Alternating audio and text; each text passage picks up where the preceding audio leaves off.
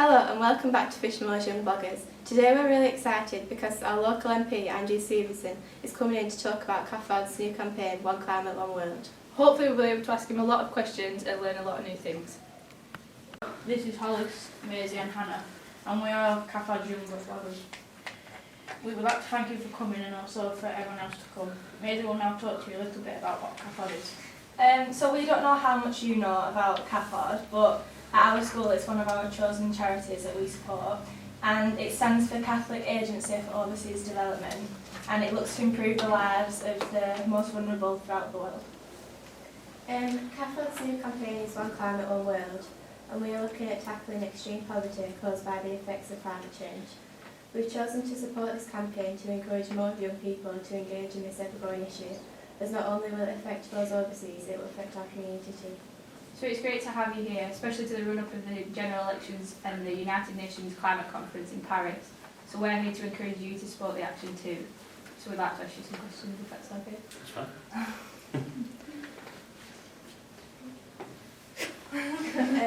Climate change is going to affect everyone and everything around us. In line with CAFOD's For the Love of campaign, we have all chosen one thing that we would really miss when affected. What would be yours? And welcome. No pressure there. No pressure. One thing that I've missed. I think I would miss some of the most beautiful landscapes and scenery in the world. A few years back I had the privilege of going to the Maldives. The Maldives is an absolutely amazing, stunning collection of islands in the middle of the ocean, and yet none of them more than a couple of foot above sea level. And the entire country would go with climate change, and there's no way to stop that happening because it's little atolls, small collections of islands, and it just would cease to exist. And the Maldives is one of those places where people want to go on a honeymoon. It's it's a once in a lifetime, absolutely stunning part of the world. And I think to lose things like that, not just for the people who live there who will be displaced, but for the world, that's an incredible thing to allow to happen. Is for something so stunning to disappear. Anyone else have any questions? Lily, go on. Last year, Ed Davey pledged £720 million to help the poor countries to deal with the effects of climate change. Do you agree with that? Yes, I do. One thing that actually the political parties are united on, thankfully, in this country is our international aid spending commitment, which is 0.7% of GDP.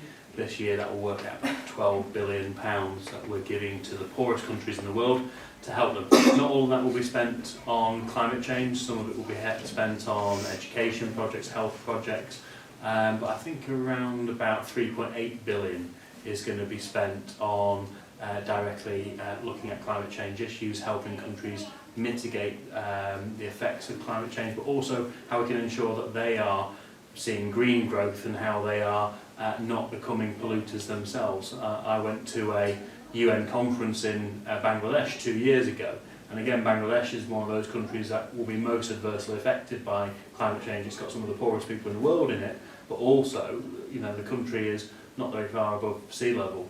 Large parts of it already flood, and if we just see a small rise in global temperatures, huge, millions of people in Bangladesh will be displaced and be made homeless. So this is a massive issue. We need to tackle it both nationally, across the European level and internationally, and therefore I'm pleased that in the UK you do have a cross-party consensus in supporting our international aid budget and the work to tackle climate change. Next. Go on. What will you do to speak out for the poorest and most vulnerable people around the world? Well, I've always been quite keen on international development and the difference that our spending abroad can make. We are a very wealthy country. There are lots of complaints about things in the UK that need fixing. Lots of people come to me every day asking for more spending on this, more spending on that. But we have to accept that in this country we are incredibly fortunate. We are a very wealthy, developed country, and I think we should give a small percentage of our money abroad to help with these wider projects. I've worked with the Fund for Refugees in Srebrenica. That was part of, obviously, the only part of Europe where there's been a genocide since the Second World War. I was helping Bosniak Muslim families return to the villages around Srebrenica when most of the men there, 8,000 Muslim men and boys, were ethnically cleansed in a 48-hour period. So I did work with the Fund for Refugees in the past. I've also taught English in a school in Bangladesh for a week. I've been out, and that was quite a humbling experience because, you know, I quite often, you know, I'm visiting 3 schools in Pendle today, and most of the schools will take the opportunity to lobby me about they need this improvement to their facilities or that improvement, and they're things I'm really keen to see happen. But similarly, when I was in Bangladesh, my class size on a morning, I taught 160 children on a morning, and I taught 150 children on an afternoon. And there were 40 street children looking through the bars or the windows trying to follow the lesson as well. And the school had no electricity or running water. And that's the kind of disparity we've got in this world. You know, we're complaining about an odd draft, and yet over there, massive, massive challenges. And it's only through education, health, ensuring that climate change doesn't destroy huge swathes of this country and make living impossible. We've got to work together globally to empower the world's poorest and to help global development. As Pendle's MP, you work very hard for our community, especially for local businesses. Do you think you could engage our community to reduce carbon emissions both at home and at work? Definitely, and I think, you know, it's in all of our interests. We've got some companies locally here like Kirk Environmental in Nelson who do, you know, they're global leaders in biogas technology and things, and, you know, recycling waste and turning it into energy, and, you know, so we've got some really pioneering companies locally, and they have gone from strength to strength in recent years. It used to be quite a small company. They're now exporting globally. They've got a huge number of staff now in Nelson. So this is all in all of our interests. It's not just in the interest of our planet, but over the past 5 years we've actually seen 200,000 more green jobs created. And you can see that locally with people working in solar, people working in wind, people working in biogas. There's a huge range of new job opportunities coming up for young people who want to get involved. So it really is in our interest, and I'm pleased again. You know, if you scroll back a few years, particularly when I was growing up, I can think probably only one house that I knew of that had solar panels on, and that's because the owners were a bit weird. Whereas now, everybody's got solar panels because, you know, the regulations have been changed, the cost of the panels has come down, the feed-in tariff has been put in. So we've got a much better situation where now actually it makes perfect sense to have solar panels on your house. And, you know, we've got thousands of properties across Pendle. If you go on hill and look now at Pendle from the right angle, you will see them all glittering away, and I think that's great. And it's, you know, huge progress that's been made. So I will keep on doing everything I can to encourage people to go green, because it's in all of our interests. What will you do to make tackling climate change a priority to prevent it pushing people deeper into poverty? I think it's about continuing to work together. All of us can make a difference to climate change, whether it be, you know, individually recycling things, or the individual choices we make, or in our schools. And a lot of our local schools have become eco schools, or you know, gone down different environmental kind of projects. At a national level, we really do need to, I think, keep the consensus over working together to tackle climate change and supporting our international aid budget. There is a lot of pressure, particularly at, you know, election time. We're 62 days away from general elections, and lots of people do come to my surgeries, or I speak to them on the doorstep, and they say, why are we spending billions and billions of pounds across the globe? It's all going to dictators, they're buying Rolls Royces for their wives. You know, this isn't reaching the poorest people, and we've got to be careful about that, because actually if the money is not correctly spent, then it undermines those of us who believe in it. But I've always been very clear that I am a believer in international aid, in supporting the world's poorest. That's a very personal thing to me, not just because you know, our faith teaches us that, but also my life experience teaches me about the real difference that international aid can make. So I think we just need to continue to push on every front, both, you know, lead by example locally, look at what we can do to support local companies that are supporting green jobs, but then nationally, you know, really work globally in order to try and sort out these issues, because we are one of the few countries in the world that has kept its international aid commitment. And one thing I noticed very clearly in Bangladesh, when I walked up to address this UN conference, and actually there was a massive round of applause, and it's because I was representing the UK. And people are really proud that when there was the global financial recession in 2008, most countries in the world just stopped their international aid spending or cut it dramatically, a lot cut by 40-50%. The UK said, no, we made a commitment, we're going to increase it. And we've actually increased it by several £billion. And that's why there is a bit of kickback politically, but it's the right thing to do to support the world's poorest. And actually, internationally, it's earned us a lot of friends and a lot of respect, particularly from poorer countries in the world, who say, you know what, the UK said they were going to do it, and they've done it. They haven't taken the easy option, they haven't just cut that for political expediency or whatever, they're still supporting the world's poorest. Next. Do you believe that the Tory party recognises climate change as both a national and a global issue? Could you describe any movements they have made to improve our climate? Yes, I do. I mean, I think all parties have one or two people in it who don't believe in climate change. The Conservative Party has a few people in it who don't believe in climate change, but they are very much in the minority. And David Cameron, when he was leading the opposition, said that he wanted a Conservative government to be the greenest government ever. I think when you look at things like the fact that the percentage of our electricity coming from renewable sources has doubled over the past 5 years, the number of wind turbines has gone up by 60%. There's a lot of things here where there are tangible improvements on the ground we can see in our own communities, like the solar panels issue.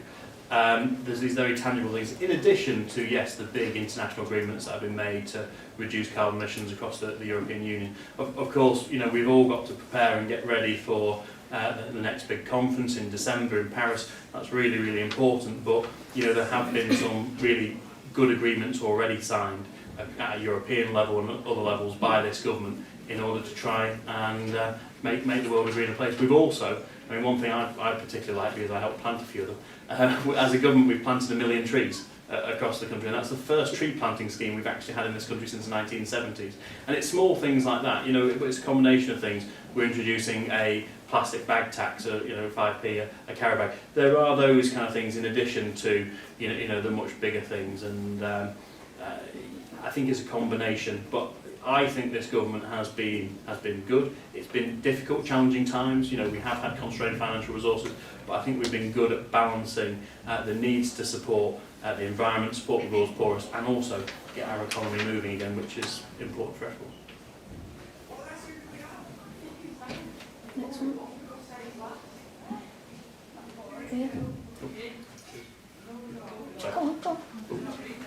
What made you personally so passionate about what you do for your community? It started when I was at school, when I was kind of your age. There were always things that I just thought were wrong. And they didn't tend to actually be the global things like climate change. They actually tended to be the more rudimentary things. It was like I didn't like school dinners. I thought they were unhealthy. And at the time I wanted to be a chef. That was my chosen career. It never happened, but I wanted to be a chef. And consequently, I just wanted to change things. So I started working with my teachers and school governors. I became a member of the school council and tried to change things. And that, I found it very rewarding when we could change little things, whether it be an environmental project in the school or improving the school dinners. I went to university, got involved more in student politics, became a local councillor when I was 22. That's the lowest level of kind of elected politics. And it just, for me, it just kind of clicked. I can't remember the point when I decided, what, I want to become an MP. It's not something I thought about really when I was young, but it just kind of, it linked in so well with what I was enjoying doing. So when I was on the council, when I was in my early 20s, I did start to think, you know what, actually, there's a lot of rules here that I still disagree with and I can't change them at this level, I need to go another level higher. So I put myself forward for Parliament when I was 26, the general election came about when I was 29, I was elected to Parliament aged 29, I'm now 34, so I'm ageing rapidly. But I'm still, I'm the 8th youngest MP out of the 650 representatives of all the different parts of the UK. I'm still the 8th youngest MP, so I've achieved a remarkable lot at a young age. And I think that's partly, it's just kind of, it's come to me naturally. And if you are interested in changing things, and you're passionate about whether it be, climate change or international development or whatever, you know, politics is something that affects us all. It affects everything from the fact, you know, whether you can drink fizzy drinks in school or not, or the age you can vote, the age you can vote. Everything's affected by politics. So I think you should really consider politics as a career, and that doesn't mean you have to become like me, I'm, you know, an MP, but you know, you can get involved in the community in so many different ways, through church, through community groups, through pressure groups. There's so much information online. If you think, you know, the government's getting something horribly wrong, you know, join the campaign, lobby us. You know, if people don't contact us, we can't represent you. And you know, I think CAFOD is a fantastic organisation. And when there was, I think there was a big march in London, you know, people contacted me to say that they had gone on the march and various other things and what it was the government doing about that. So I remember responding to people then about different aspects of this particular campaign. So, but it's about making your voices heard, because I represent 80,000 people spread across 64 square miles, and I like to think that I stay in touch with people's views, but I physically can't come around and talk to everybody. So people do need to email me, tweet me, Facebook me, harangue me, you know, because otherwise I won't know your views and I won't be able to speak up. And particularly, without being too long-winded, particularly about international development and climate change, because there is a generational divide here. A lot of our, particularly like our grandparents' era, don't really see climate change as an issue. They, you know, they think international aid spending, all that's a bit wishy-washy. Why are we doing that? I get a lot of pushback from older people about, you know, we need to stop spending all this international aid money. You know, the simplistic argument that if we stopped international aid money tomorrow, so had £12 billion more, just imagine what we could do in the UK. And you know, that argument is heard loud and clear from the older generation. So the younger generation who believe in these things, if you do believe in these things, you need to make your voices heard. Otherwise, you know, you may get proper politicians who just say, you know what, we'll take that 12 billion and we'll spend it on projects in the UK, we'll make ourselves very popular and get ourselves re-elected. And actually, you know, we need to take a wider world view. We need to think about the poorest in the world. We need to ensure that we don't balance the challenges we have in this country on the backs of the world's poorest. We've had a great afternoon speaking to Andrew Stephenson, our local MP, and it's been fantastic to hear all the things that he's been doing to help climate change and engaging him with our work. So we've got Elizabeth from Year 10, Fishermill High School. So how was your morning? I found it really interesting because our local MP does do a lot for climate change, and he is really committed to it. So it's really interesting to see what he does do. And also, what have you learnt this morning? I've learnt that there are a lot of countries overseas where they're very close to being submerged below sea level, and being flooded.